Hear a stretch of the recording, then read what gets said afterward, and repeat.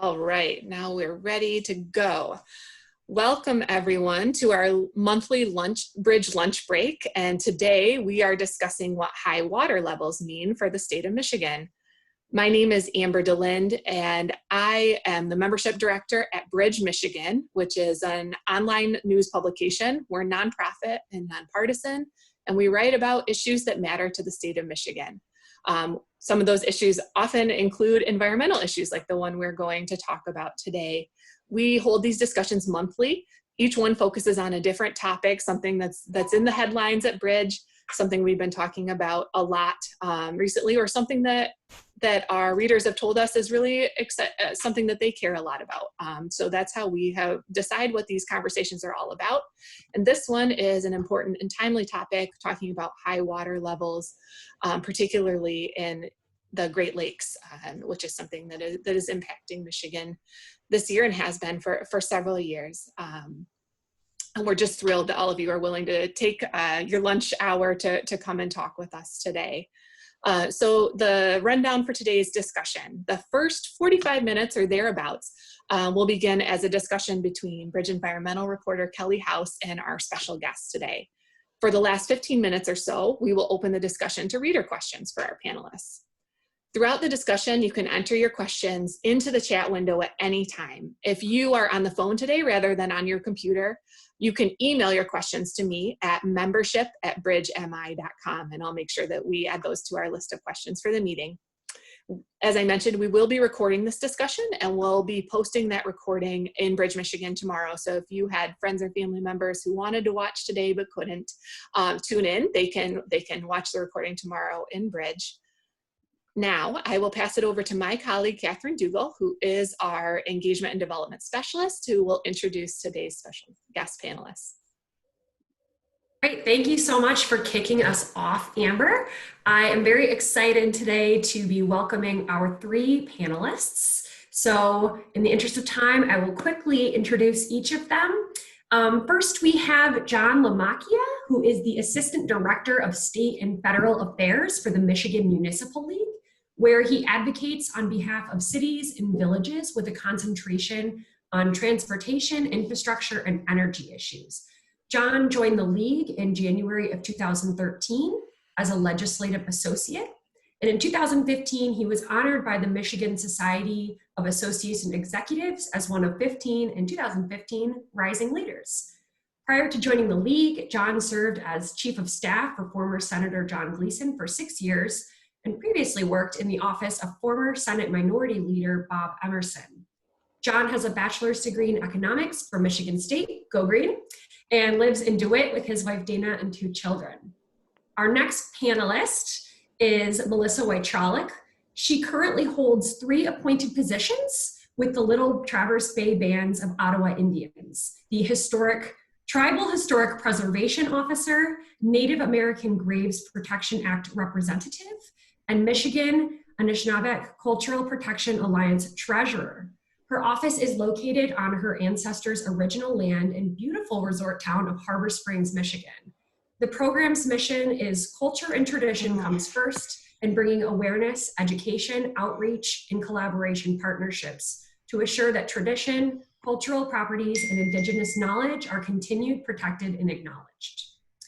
Our third panelist today is Dick Norton, who is a professor of urban and regional planning at the University of Michigan, where he teaches sustainable development, land use, environmental planning, and planning law.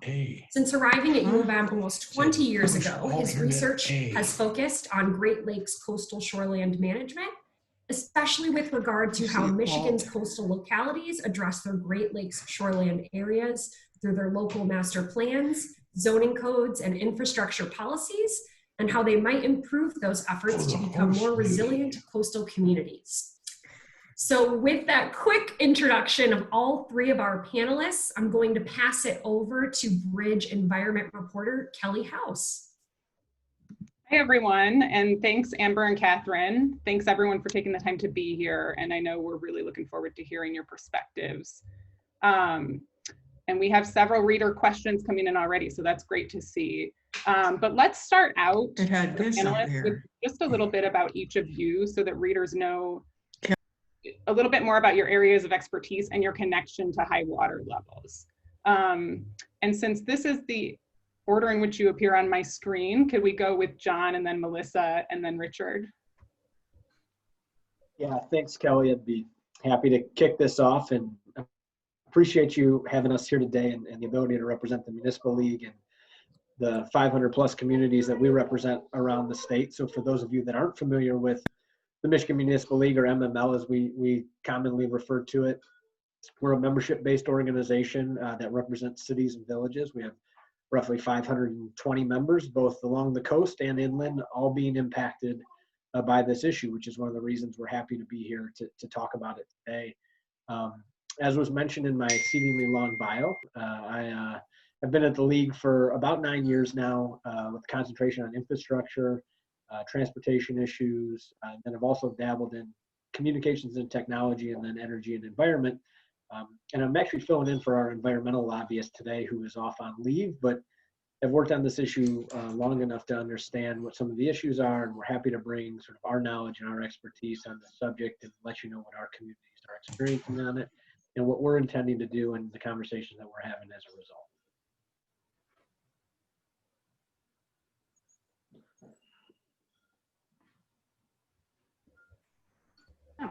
Good morning. My name is Melissa Charlotte. I work for the Little Traverse Bay Band out in. I hold positions. I'm the Tribal Historic Preservation Officer, the macro rep, and the macro. And what our program does for the tribe is bring that indigenous knowledge, the traditional cultural properties of significant areas within our reservational area.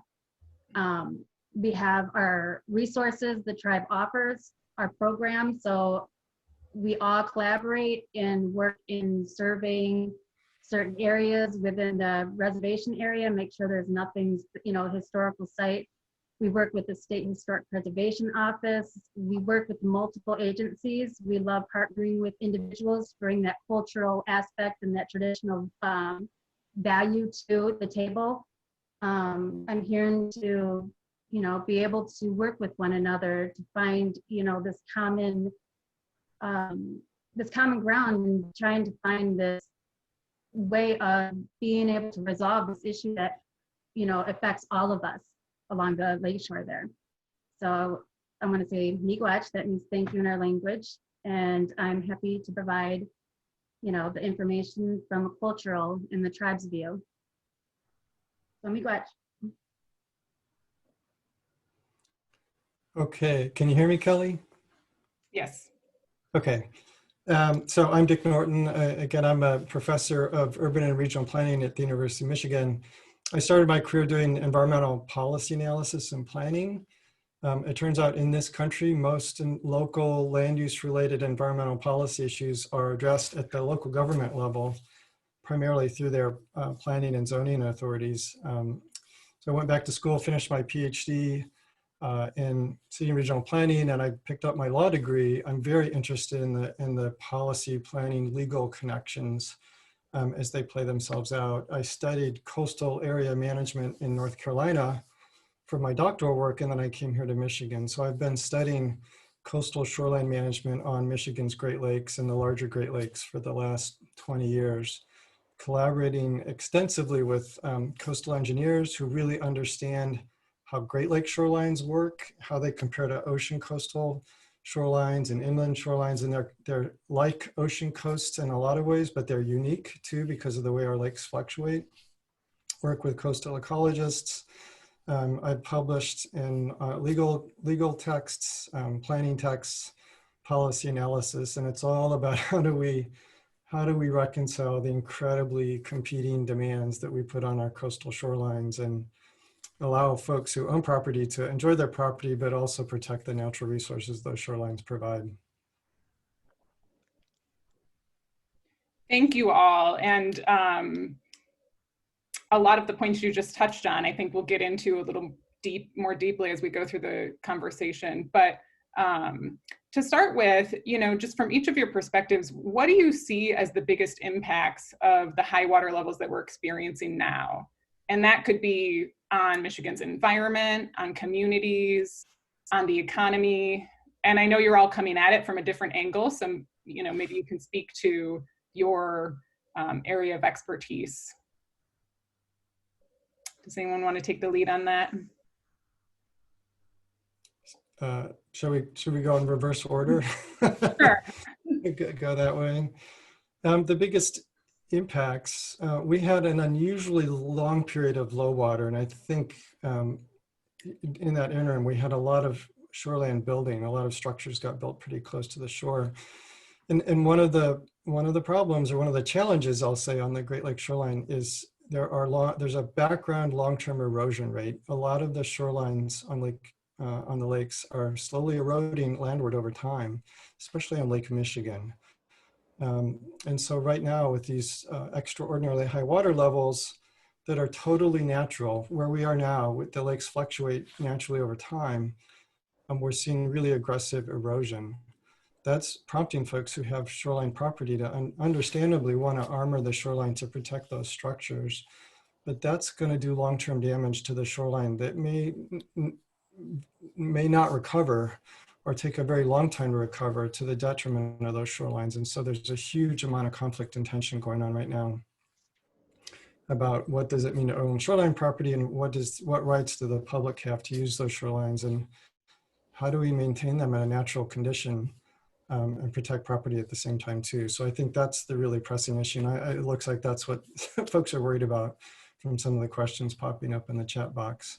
So maybe I'll just start out by suggesting that's the really core problem, but then let my friends and colleagues offer their thoughts.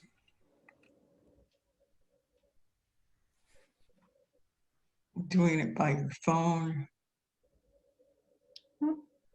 Go ahead, Melissa, if you'd like to go.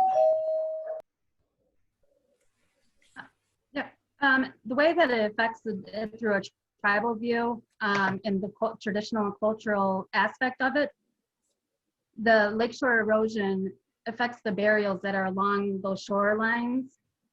Not only those, but the natural features like the bulrush that grows there, because we utilize those to make our mats for ceremonies or baths. So we can do those traditions. So they, you know, with the lakeshore erosion affects those natural features also, not only the burials along shore there. So it really does affect more than just like the burial aspect, and then the traditional the plants that we utilize still to be able to, you know, carry on our traditional ways. But yeah, that's for it right now. Those are the two things that are, you know, have affected that I have seen along the lakeshore up in northern Michigan there. And Melissa, just for our readers, first of all, for our readers, Bridge published a story from Circle of Blue a week or so ago that touched on the topic of Indian burial sites being exposed by high water. But for readers who didn't see that, can you elaborate a little bit on what the burial aspect that you're mentioning is, and how water levels are impacting that? Well, down in Harbor Springs, over at St. Ignatius Church, there is a burial there, and it's and from there the lake erosion has went up 500 yards from there, so it's coming very close. And through our traditions, you know, our ancestors buried our you know, that's where we held funerals because there's a way of, you know, that we believe that our, you know, we have to be by the water to be able to, you know, continue our journey. It's just a way of our belief cycle is. But that mounds there are so close that they're being eroded, and a lot of these mounds are along on private property, you know, and we utilize our resources that we have, grants, use Army Corps to be able to collaborate with the homeowners, be able to find a common ground and, you know, protecting those burials there. Thank you for that. And John, I think I skipped past you to ask that follow-up question. So do you want to offer your take on the most important high water related issues?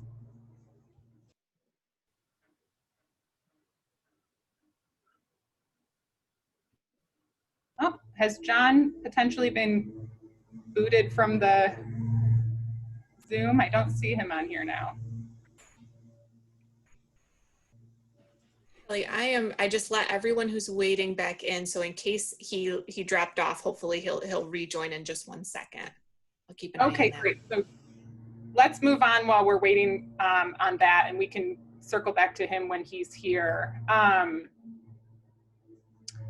You know, one thing I'm interested in from both of you is, we know water levels are starting to subside a little bit for the fall, but high water is still an issue, and we know in the winter too, storms tend to kick up, and that's when a lot of the damage can happen. What are you most worried about as we head into another winter with the lakes higher than their historic norm? So can I offer some thoughts related to that? I'll do the professorial thing and make a few kind of preliminary comments first. Just the erosion on the Great Lakes is a totally natural process. So I find that we use the term shoreline protection or damage that's being done, but ironically, the way to keep natural Great Lakes shoreline beaches the same is to let them change. They constantly are moving back and forth, and where they're eroding, they're slowly eroding over time. And it's the eroding bluffs behind the beaches that are replenishing the sand supply that keeps those beaches natural. So the problems that we're really running into are not damage to the shorelines themselves.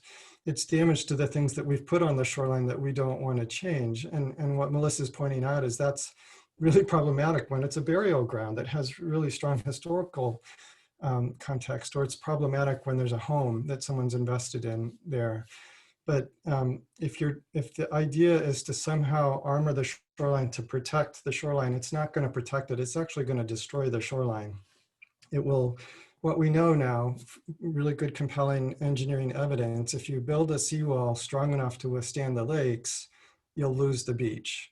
It may take a cycle or two of the lakes coming up and down for that to happen, but that'll eventually scour away. If you put in riprap or stones or revetments that aren't quite strong enough to withstand a long period of time, they're going to fall into the lake, and then you've degraded the shoreline with lots of rubble and debris. And you can see that up and down the lakes. Just by Google Earth is an amazing tool now to follow the shoreline and see what's happened to past efforts to try and stop those erosional processes and the kind of debris that it leaves. So the big problem we're facing, the lakes are high right now. I see one of the questions kind of again on a follow-on. We're in a period of high water. That's totally natural. It's a little bit unclear how climate change is going to change that natural dynamic.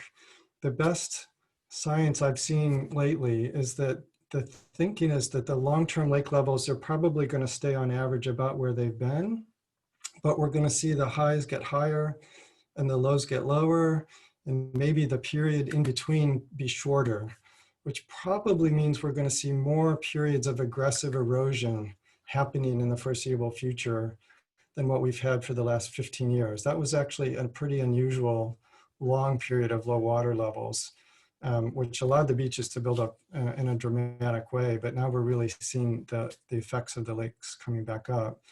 So it looks like right now the lake levels are leveling off a bit. There's a huge amount of uncertainty. Are they going to stay pretty high and just fluctuate at a relatively high level? Or are they going to drop way back down like they did before? Nobody knows. You have to detect your speaker. Make sure your speaker is properly connected. Are you missing a speaker? A little bit of. Yeah. If you could, if you're not one of the speakers, could you please be sure that you mute your microphone? Thank you. So I just to finish off my thought that there's a whole lot of uncertainty about how long they're going to stay up. They're still going to fluctuate. The one thing we know for certain is they are going to continue to fluctuate over time. I've heard it's likely they're probably going to stay fairly high for a while. And the big storms hit in the fall. So, in the near term, there's a lot of reason to worry about continuing erosion. But again, that's a natural process. And so the really difficult choice we're confronting at the end of the day, I mean, it sounds a little simplified, but we're either going to have to save the beach houses or we're going to have to save the beach, but we probably can't do both. And if we take steps to try and stop those erosional processes to save structures on them, we're going to lose the natural functioning. And even the native habitat, the vegetation that Melissa was referring to, that'll come back pretty quickly unless there's a stone revetment there, and then it won't. Bulrush won't grow on stone. So again, ironically, to keep the natural functioning beach the same, we have to let it change. That's what nature does.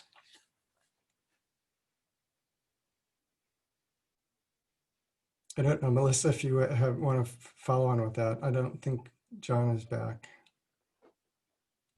Yeah, Dick, I made it back, and I apologize, Kelly, for that. I mean, I've literally done hundreds of Zoom calls since March, and that's the first time I've been kicked out and booted, and so I apologize. But I will weigh in on a couple of things as it relates to how we think about this from a municipal standpoint, particularly municipal government standpoint.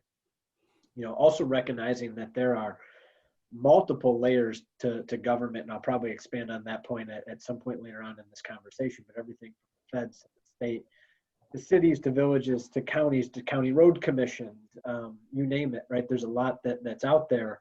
But Dick, I know one of the comments you just, made is sort of, save the shoreline or save the beach house. Maybe I didn't quote that directly, but a lot of what we look at and what we talk about from a municipal level comes down to infrastructure. When we think about roads, we think about bridges, we think about municipal water systems, and sometimes where those need to be positioned because where they're drawing water from, and then also our ability to take and dispose of water that's been used and needs to go through our sewer system, whether that be the actual sewage system or that happens to be our stormwater system, and how we manage that and make sure that that's protecting other areas and aspects of our communities, whether that's to help basements from flooding, whether that's to make sure roads are passable, or simply that we have clean drinking water, all becomes a really key component of that. And so while we have looked at the development of our communities over the course of time, sometimes by the sheer nature of the way in which we do zoning or the way in which the master plan lays things out, there has been some issues that have arisen as a result of the rising waters along Lake Michigan and Huron and Superior and the others that have caused some of that erosion of the infrastructure, which becomes very costly. And then that becomes a cost that the local unit of government has to take on, or whatever local or whatever entity, government or otherwise, is responsible for that infrastructure. So those are the types of things that we've seen the most, because as we've talked a lot about, you see the picture on the front page of the headline, and it's not necessarily the road or the wastewater treatment plant, it's the house that's falling off the cliff and into the water. And while that does happen, and not to discount from that, there are some really serious infrastructure issues that are going on that we're going to have to address, and address in a situation where we already know the state of infrastructure in this state is at a point that needs serious investment. And so how do we think about creating new investment in it, and then doing it in a way that's both sustainable and resilient to the changes that we're seeing in the environment right now? Thank you. And I want to just, John, I don't know if you were here for the second question I asked, which was, as we head into another sort of stormy season with the water level still pretty high, what are the concerns for this year? And I guess that's a question for both John and Melissa, since we kind of backtracked there. Yeah, I'm happy to hop right into that. And again, apologize for backtracking a little bit, but obviously there's the immediate concern as you think about what that could do to your infrastructure in the short term, whether that be washing a road out or potentially discharging raw sewage into the lake. And so what we think about is both how we make ourselves more resilient to that in the long term, but what are the very simple things that we may need to do in the short term. I think a lot of times when we think about the shoreline, we don't always think about the city of Detroit, right? And I like to bring that up because there's a neighborhood in the city of Detroit, Jefferson Chalmers, that has a canal-based system, right? It's right on the river, and they've experienced some serious flooding there. And they literally had people out day of storms, bagging sand, creating temporary barriers just to try and protect people's homes. And so those are the types of things that we can see coming if these large storms may happen, which they're likely to. We can't always predict exactly what infrastructure is going to be impacted by it, but we need to be ready and nimble enough to be able to have some short-term action and take some immediate remediation while still thinking about what we're going to do long-term. And that long-term is going to require real investment. And it's going to require coordination between not only us as individual local units of government, but with the state, with the federal government, and other partners along the way. Thank you. And Melissa, did you have any thoughts on that? Yeah, so how we would be able to preserve when this issue becomes more frequent. We can work with all of our agencies and owners and provide collaboration efforts to get grants and funding to be able to prepare for what is going to come. Thank you. Yeah, and I'm curious, given that we do know, you all sort of touched on this immediate crisis that's happening this year and the knowledge that this will happen again and again. And when you factor climate change in, the expectation that it may be increasingly worse over time, these periods of highs and lows. So I'm curious, what do those long-term conversations look like? And in your communities, in your areas of expertise, is there work happening now to better prepare us for 10 years from now when we're at our next high water event, so that we're not facing as much pain as is being faced now? With the Little Traverse Bay Bands, right now we're working with all of our departments. We have environmental, we're working with the U.S. Army Corps, and we're developing a process of, for this and how we would prepare, in the future. So when we leave this to our children or our grandchildren, they can have those tools to be able to pick up to see where we stopped or we hopefully started and continued. Thank you. And as it relates specifically to the burial sites, I'm curious, Melissa, while we're on that topic, are there, clearly we can't stop the water from rising, but are there solutions or things that residents or visitors or developers along the shoreline who live in areas where those burial grounds are can be pursuing, or ways that, this can be mitigated in some way? Oh yes, the Little Traverse Bay Bands has a program, and we have our own mound. So when the remains do come up because of the natural features, the natural way of how that happens, if those bones or the remains are unearthed, they can contact Little Traverse Bay Bands or the tribe, and we have a process that we follow, and we have those programs and individuals be able to assist us. Just recently, we had a homeowner that had this happen, unearthed it accidentally. We went there, we took care of it, we worked with the county sheriff office and the medical examiner, and we were able to take that ancestor to, our designated mound area that we have, and we're able to rebury that ancestor and do a reburial ceremony. So we have those processes in place, the tribes. So that's, Kelly, if I can follow on that, that's a really good example of taking a step that's living with the natural process. So it's mitigating these unearthed remains as they come up and moving them back in a way that kind of allows the natural process to work without trying to arrest it by by armoring the shoreline. So kind of linking that together with comments that John made, it's really important to, John made a good point. There are really two kinds of risks in coastal shoreline settings. One is from periodic inundation, flooding during big storm events, and the other is this long-term erosion that's happening on the lakefront itself. And they're kind of two different things. The inundation, it may be possible, like in the Chalmers neighborhood, it may be possible to elevate some of those structures so that they're kind of out of harm's way in the future, so that if flooding happens, it's not as catastrophic as what it might be now. So the short-term thing might be to put up sandbags really quickly to protect those homes right now, but in the longer term, be figuring out how to elevate them in a way that gets them out of the floodplain. In erosion settings, there's really not much you can do. The lake is gonna just constantly chew away at whatever you put in. So we may decide that we need to armor the shoreline to protect infrastructure because we've invested so much in the infrastructure, but we should do that knowing we're now buying into maintaining that armoring structure, and that's going to be expensive and require ongoing maintenance over time.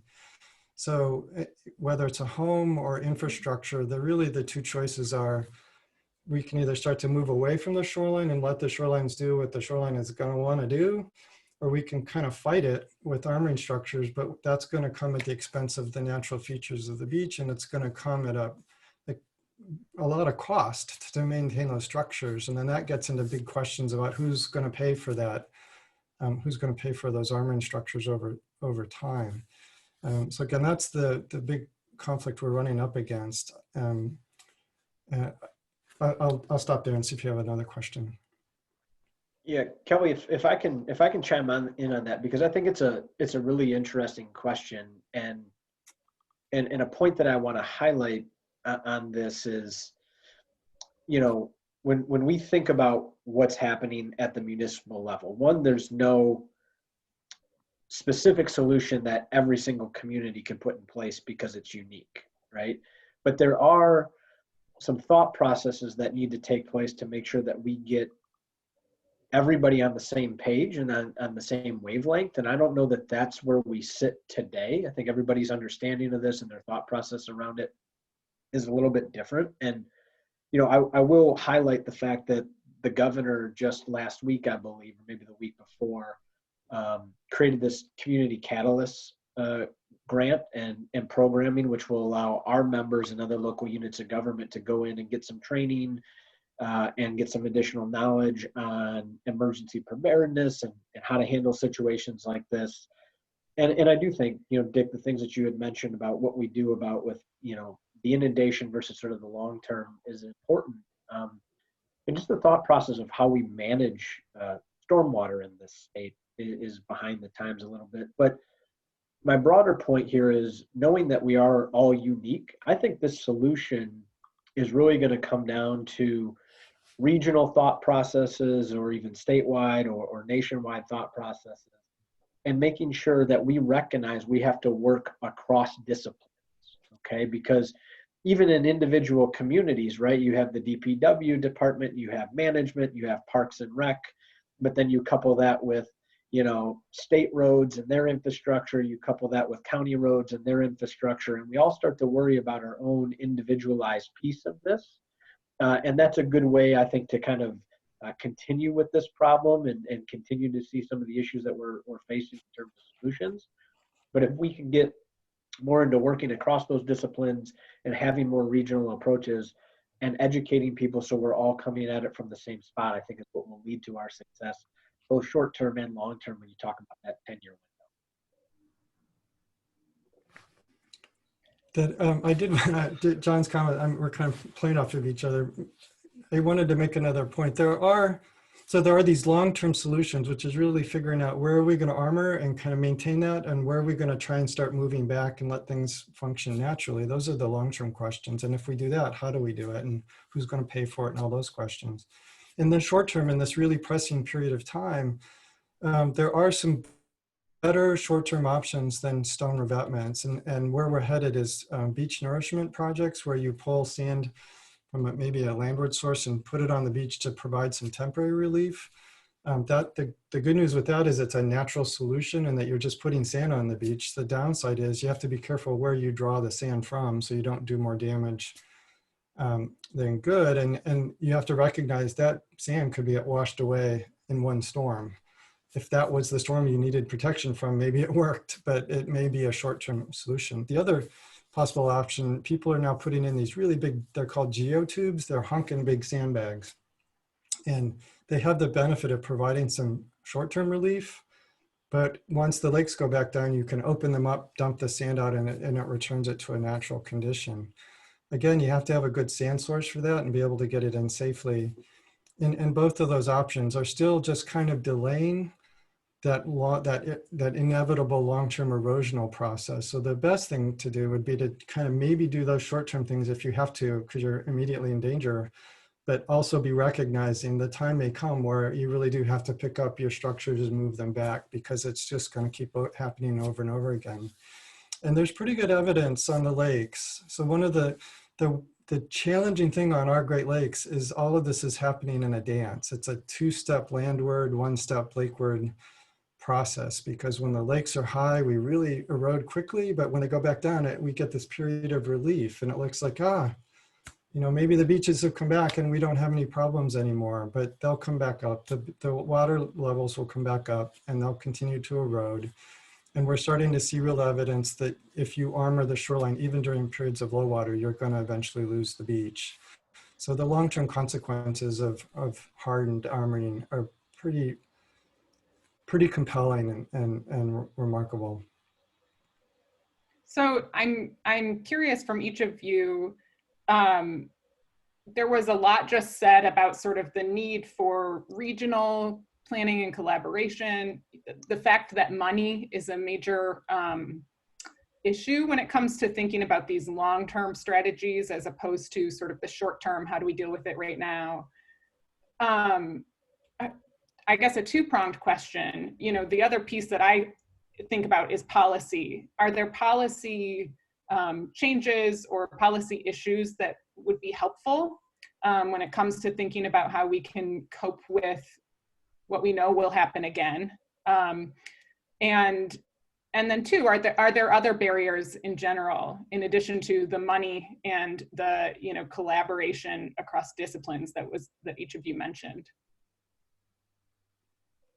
Maybe I'll start off here and then kick it back to the others. Just quickly, I think there are huge EGLE right now, the Department of Environment, Great Lakes, Energy, Environment, Great Lakes, Energy, is struggling mightily because they're in a terribly difficult position. They're under a mandate to allow, they issue permits for structures that are designed to let people protect their homes, but they're also under a mandate under the Public Trust Doctrine and the Great Lakes Submerged Land Act to protect the public trust, which means the public's right to walk on walkable beaches. And so they're really struggling, frankly, to figure out how to reconcile those two things. And right now they're leaning towards letting people armor. And so they're making individual short-term decisions to let people armor that I think are going to have long-term consequences for Great Lakes shorelines. And someone asked, what does it mean to lose the beach? It means losing a walkable sandy beach. Eventually, if you put in a stone revetment, all that will be left is a stone revetment, and you won't have any ability to access or traverse along the shoreline, which under our Great Lakes Public Trust Doctrine, we've had the right to do since we became a state. So we'll lose that kind of public right of access. We're also, the other hindrance is local governments, and maybe John can speak to this.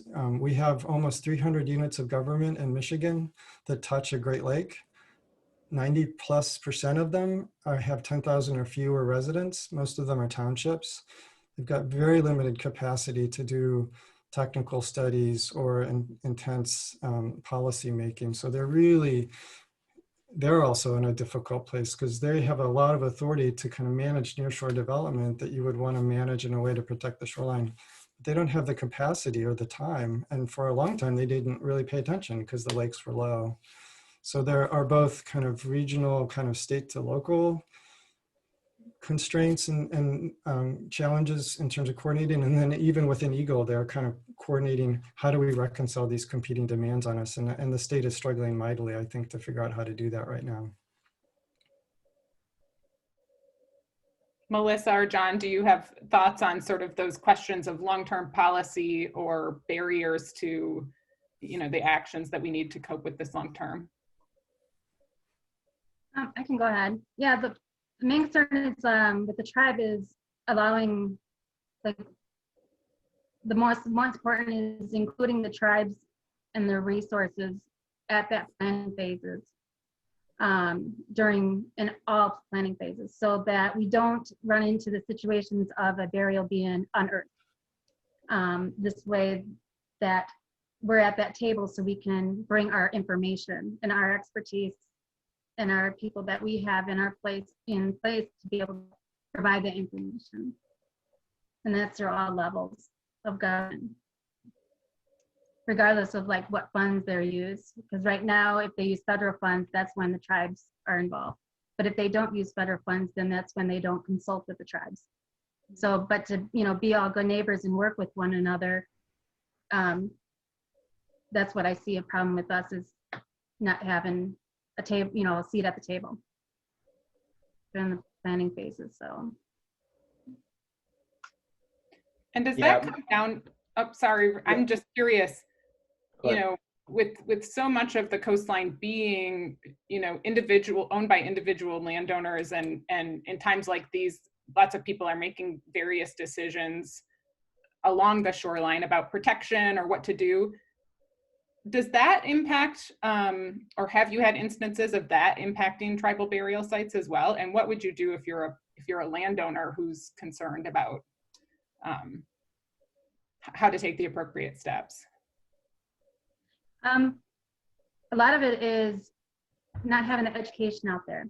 And that's, part with not providing that education to the public, letting them be aware that we have those processes if that does happen, that they can call upon us, and then we have those programs. So education outreach is the most important thing, because that's where we learn different cultural beliefs and have respect for one another's different beliefs and cultures, and be able to be willing to work with one another for the common good of the solution. Thank you. And John, sorry to interrupt you there. No, that's okay. I wanted to agree with Melissa in the sense that an inclusive planning process is incredibly important, right? And we're talking about this a lot directly as an organization, and we're actually having our virtual convention that begins right after I'm done with this call. But, one of the key things that we're talking about is how we deal with our natural assets in the state and how important that is to communities. And the idea that it's something that can be leveraged to the benefit of everyone that lives there or those that visit there. The part of the issue is how do we actually do that? How do we understand how to do that? And we talk about this a lot, but I'll be very honest and very direct in this statement, is that the sheer disinvestment in local units of government over the last 2 decades has caused serious capacity issues in our ability to have these types of conversations in the way in which we would like. And so, because we no longer have the resources at the local level and the ability to really dive into these things and do it, what you see is some of the effects of that happening right now. So that gets all the way into the way in which we do our planning, that gets in the way in which we manage, our budgets, that gets into how we deal with our residents and the things that they care about. And so when I talk about, working across disciplines and really coordinating this, investment's a big key, right? And investment in capacity in what we're doing is a big key, because if you want to see the results and the outcomes that we all desire, you're going to have a more inclusive process that takes into consideration. And once we do that, right, I think that's when you're really going to start to see a sea change, for a bad pun, right? But it's something that as we think about the process and we think about what we want to achieve and what that outcome's ultimately going to be at the end of the day, it's critically important that we invest and those that are going to be making those decisions, right? And their ability to do that in a way that makes sure we protect the environment, that we take residents' considerations into effect. And as Melissa said, we get people into the planning process so everybody in these communities can trust in the decision-making process and then have a sense of belonging in that community. And just to add to that, we've underinvested in state government. If this isn't coastal, but recall we had a major dam failure earlier this year. Turns out we have over 1,000 dams in the state of Michigan, a good number of them are probably at high risk. And at the time, we only had 2 statewide dam inspectors. There's so much going on and so much we need to have really good government decision making, and we've so underfunded our ability to do that because we've starved both our state and government level. And so we need to be rethinking, and tribal governments, I'm guessing as well. We need to really be rethinking, what are we trying to get out of good government, and are we giving them the resources that they need to provide the kinds of services that we're looking for? And I think the answer is right now, no, we're not. Well, thank you all. And I know we're kind of coming close to 1 p.m., so I want to make sure we do get to some of these reader questions. Thank you, everyone who has posed a question. I'm seeing several that ask similar things. So one, and I know that no one here is, an Army Corps water levels researcher, but a big question I'm seeing is, can we expect it to taper off soon? And, things have subsided a little bit this fall, but we know that there are seasonal cycles too. But that long-term cycle, do we have any indication whether we're near the end of the worst when it comes to the waters being so high? What I've heard from my climate scientist colleagues and coastal engineers is that it looks like they're leveling off. It looks like, both Lake Michigan and Lake Superior have been at or above their all-time high. So we definitely are in a very high water period. They seem to be leveling off. Lake Superior still has a lot of water in it that's all flowing downgrade into Lake Michigan. Someone asked, are we going to see lower water levels because of less ice cover? For a while they were thinking, yep, that's probably going to lower the lake levels. But now what we're realizing is we're getting record amounts of precipitation. In fact, one of my colleagues was just quoted today, Drew Gronwald, that this last 10 years has been the wettest in history. So that increased precipitation and storm events is recharging the lakes and keeping them high. So overall, what I'm hearing from my climate scientist colleagues is they're probably going to stay high for a while for the foreseeable future. Now, will they stay really high? But at extremes, it's not, nobody knows. But the best guess right now is they're going to stay above average for the foreseeable future. And another science question, so feel free to take a pass. I'm going to ask it anyway. Several folks have asked, in light of the fact that they are still high, is there anything that can be done to lower them in the meantime? And there have been some questions about whether the diversion structures that are at certain points along the lakes could be managed differently to help provide some relief along the shore. Yeah, if I could jump into that one too, because I've had that come up in the presentations we've given. There's very little that we can do to engineer lake water levels. Probably the most effect we can have is actually well below us. It's on Lake Ontario, the dam system that's down there. And even there, Lake Ontario can't be regulated completely on the extremes. So our ability to affect lake levels in the upper lakes by dredging river channels or increasing the outflow through the Chicago Sanitary Canal or any of that maybe could affect inches of water level difference, but the natural fluctuation on the lakes is multiples of feet. So really, there's very little that we can do in an engineering sense to try and moderate these lake level fluctuations.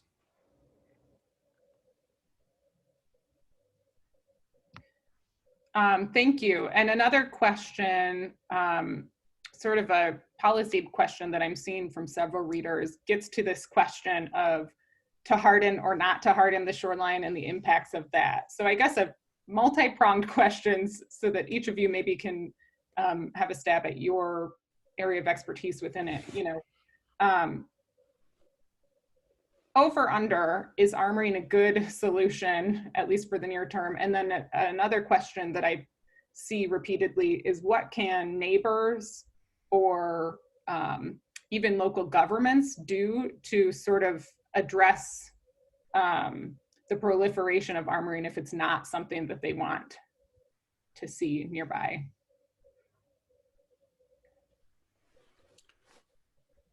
I know I've been I've been talking a lot. I didn't want to dominate this too much. I don't know, Melissa or John, if you want to take a stab at that first. No, go ahead.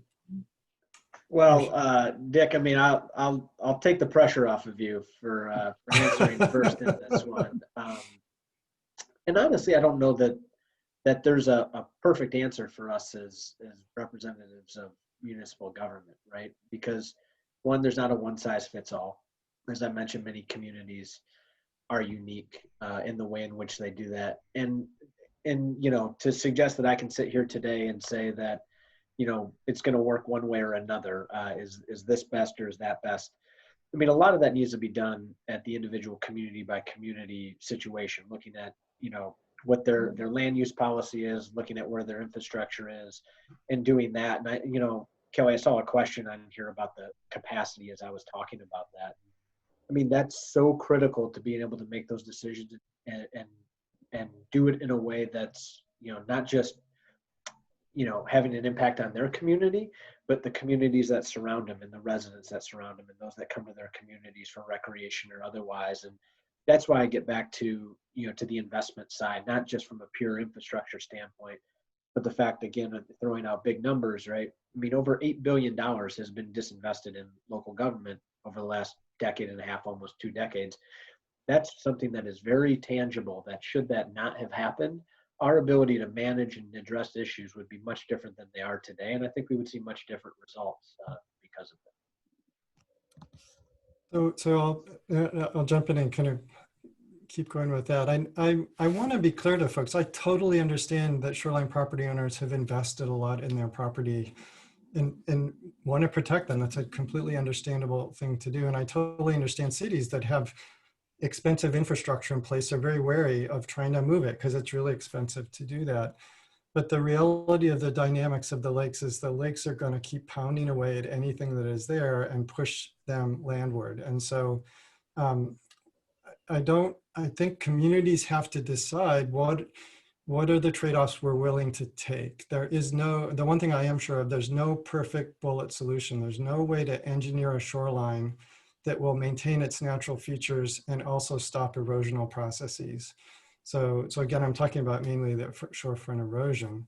So there are pros and cons. So that means the community has to decide, where do we decide we're willing to give up a naturally functioning beach to protect the structures on the beach or whatever is there that we want to protect?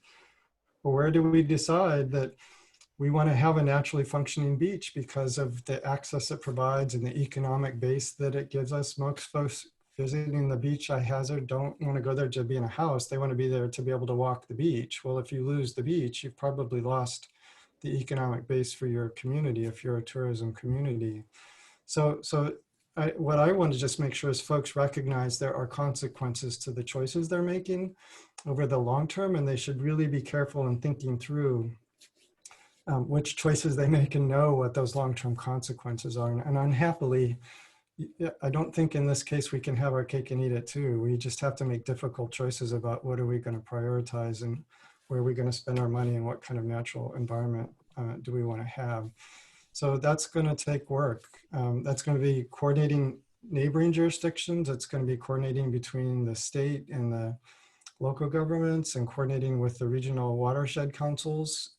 Could have a big role to play with the regional planning commissions. And we're just really behind the curve on that right now because the lake levels came up so fast and everybody got paid attention, but now we're just desperately trying to respond quickly. And I know it's small comfort to hear slow down when you think your house is getting ready to fall in the lake, but we're making short-term desperate choices right now. They're going to have really long-term consequences that we should be really careful to think through. Think through carefully. Did I say that?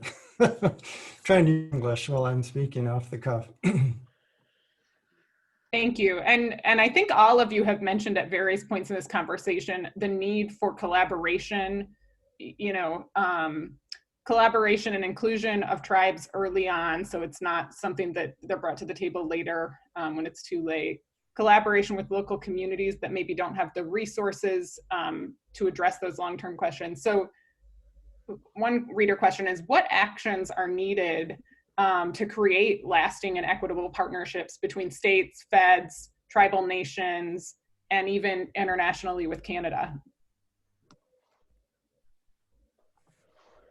Agreements can be made, MOUs,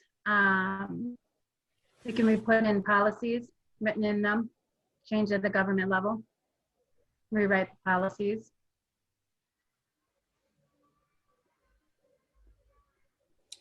I know it always comes, the quick response is we need more money, we need more funding, but the reality is we do. There's really no, I know Eagle, I know the state created some kind of a state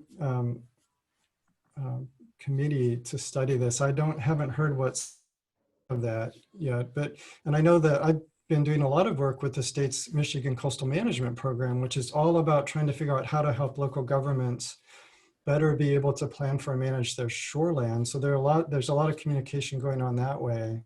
But for all of that, there's been no coordinated effort to get the regional planning commissions and the watershed councils and the local governments that are interested in the state agencies in the same room talking together along with the tribes to try and really start thinking through how do we start to do this kind of coordination. And so we got caught short when the lakes came back up and we're trying to respond in a quick way. And one of my concerns is if the lakes do go back down, this will all go off the radar screen again. And we'll forget about it and we won't deal with what we've learned out of this process. And I can guarantee you the lakes will come back up and we'll be back where we are. So some kind of coordinated multi-governmental, multi-regional level to start having serious conversations, I think would be a really good thing. Yeah, Kelly, that's a great question. And the reason I say that, because this conversation around equity is so critical right now. And I think the current times are really going to lead to some conversations that could address that in a much better way and how we're more inclusive of those that are impacted by our decisions. And I hope that it does. And as Dick says, yeah, money is a component to that. It is, right? I mean, you have to invest, and the fear of the lake levels going down and us being in a position where we sort of forget about it, like we can't utilize that as an excuse to do nothing. What we need to do is recognize that that's the exact time in which to act so we can be prepared for the next time that it happens. And so I think, when we look at what's happening in a general sense, we are in a position to make progress on this in a broad sense. And I do think, based on my work with the state and the things that we're aware of, I think we're going to continue to see a partner from the state in this, both from a policy standpoint, hopefully from a financial standpoint, and then obviously from a coordination standpoint. And as long as we continue to work on that and have the right frame of mind, I think we'll be able to make progress where progress is really needed. Well, thank you all. And looking at my clock, I see it is 1 p.m. Sadly, we have a lot of questions we didn't get to. Thank you to all of the readers who were so engaged. And thank you to our panelists for offering your perspectives and your expertise. So Kelly, can I say, I see some folks are asking where can we get more information. I'm a professor at the University of Michigan. I do my best to answer any email or call I get from folks who have questions. So I'm happy to respond to folks if you have follow-up and want to do that. Probably the best way to do that is through my email. Should I just recite that? It's RK Norton, Richard, RKNORTON at UMich, universityofmichigan.edu. So, if you email me, she put it in the chat box. I'm happy to try and do my best. I'm teaching classes right now, so I may not be able to respond right quick, but I'll get back to you just as soon as I can. Fantastic. Thank you again to all of our panelists today. Thank you to all of our participants in today's discussion. Just want to thank everybody for spending this last hour with us. Just a reminder that we'll be posting this recording in Bridge tomorrow. So you can, if you visit bridgemi.com, you'll be able to watch the recording tomorrow. And also look in Bridge tomorrow to see an announcement about our next lunch break discussion, which will be October 8th. We'll focus on the ins and outs of the November election. So helping us all get ready to vote.